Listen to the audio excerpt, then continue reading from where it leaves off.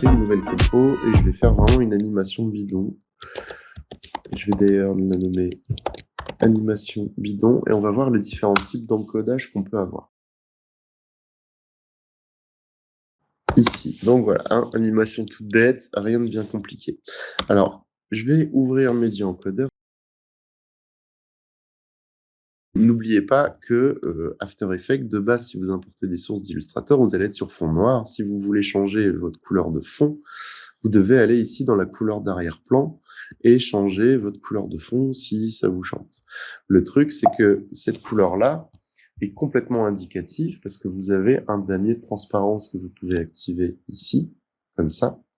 Mais à partir du moment où vous avez changé la couleur du fond de la composition, parce que de toute façon, si vous ne mettez pas un solide de couleur ou si vous n'avez pas un calque ou une vidéo en arrière-plan qui vous permet de le faire, de base, vous allez compiler sur fond noir, en fait.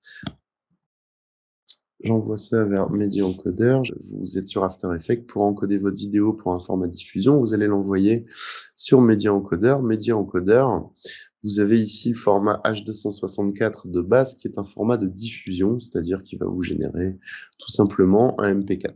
Pour pouvoir vérifier ce que vous avez et surtout vérifier que vous avez bien les bons paramètres, vous cliquez sur correspondance à la source. Il va vous ouvrir un Dynamic Link. Donc Dynamic Link, tout simplement, c'est les passerelles entre les logiciels. Donc évidemment, ici sur After Effects, on est sur fond blanc, mais en fait, je suis sur fond transparent. Sur Media Encoder, vous voyez que je suis sur fond noir. C'est tout simplement parce que je n'envoie pas de données d'informations de couleur native de After Effects. Donc, si j'envoie aucune info, ça veut dire 00000 et le code colorimétrique associé au 00000, c'est du noir. Donc, forcément, si vous ne mettez pas d'arrière-plan, si vous ne mettez pas de choses comme ça et que vous êtes juste sur la couleur de fond de votre composition, même si vous la voyez sur After, elle est indicative. Paramètres de composition, la couleur d'arrière-plan, c'est vraiment juste pour du confort visuel de travail. Ça n'aura aucune incidence, enfin ça sera du noir de toute façon quand vous voudrez compiler, donc faites bien attention à ça.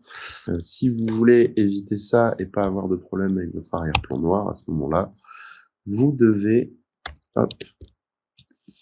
créer un solide, clic droit à solide, je vais faire un solide blanc, tac, vous mettez ça derrière et vous allez ajouter la file d'attente. Media Encoder, quand vous l'avez fait une fois, ça va beaucoup plus vite. Correspondance à la source, je suis bien sur fond noir.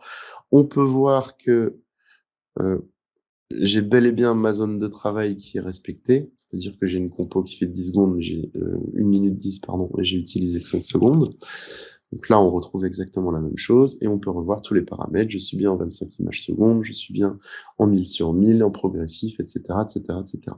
Si jamais vous avez fait une erreur dans After, que vous êtes resté en cadence 29,97 ici, vous pouvez toujours changer votre export en décochant ça et en remettant la cadence qui vous intéresse. Voilà, le reste en général, j'y touche pas pour un format de diffusion. Encore moins ça, utiliser la qualité de rendu maximale.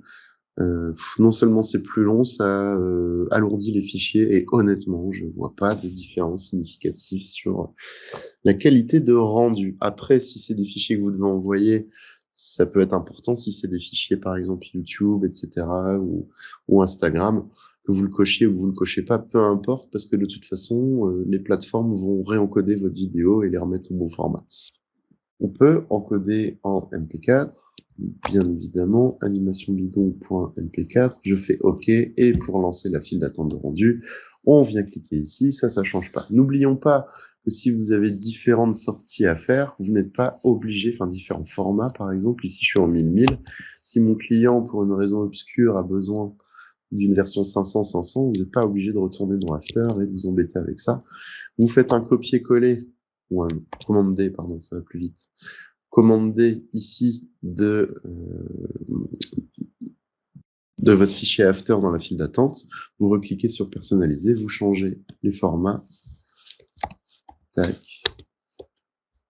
Et ni vu ni connu, vous compilez les deux en one shot. Les fichiers sont ici. On a bien un 500 et un 1000 sur 1000. Vous voyez que en termes d'information, ce qui alourdit le poids d'une vidéo, c'est le nombre de couleurs que vous allez utiliser. Ici, j'ai 2 couleurs, ce qui fait que quelle que soit la taille de mon image, 387 kg, 302 kg, j'ai 80 kg de différence sur un format qui est le double, c'est ridicule. Donc il y a plein de raisons pour lesquelles vos fichiers sont plus légers ou plus lourds, mais la première raison, c'est la quantité de couleurs que vous allez utiliser dedans. Franchement, ça c'est évident, ou en tout cas la quantité de pixels différents qu'il va devoir calculer. Donc tout s'explique.